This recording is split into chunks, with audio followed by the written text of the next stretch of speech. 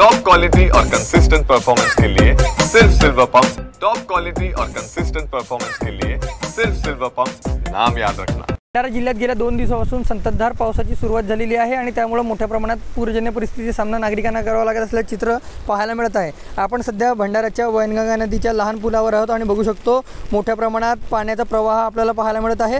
गोसेखुर्द धरणाचे 33 दरवाजे जे आहेत ते उघडण्यात आले असून पाण्याचा प्रवाह मोठ्या प्रमाणात आपल्याला इथं पाहायला मिळत आहे।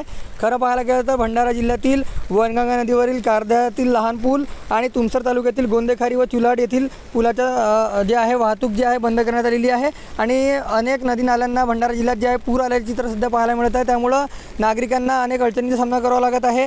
काही ठिकाणी तुमसरमध्ये जे आहे काही घरांमध्ये पाणी शिरलं आणि सोबतच जिल्हा आपत्ती व्यवस्थापनाच्या वतीनं आता इशारा सुद्धा दिलेला आहे नागरिकांना सतर्क राहण्याचा आणि अत्यावश्यक काम असल्यास घराच्या बाहेर पडावे असंही सांगण्यात आलेले आहे। त्यामुळे आता नागरिकांना मोठ्या प्रमाणात जे आहे या संततधार सुरू असलेल्या पावसामुळे अनेक अडचणींचा सामना करत असल्याचे चित्र पाहायला मिळत आहे।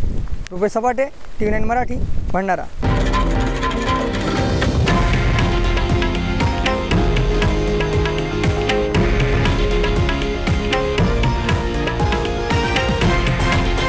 हे आहे देशातील नंबर 1 न्यूज नेटवर्क आणि आपण पाहत आहात TV9 मराठी, एकमेव।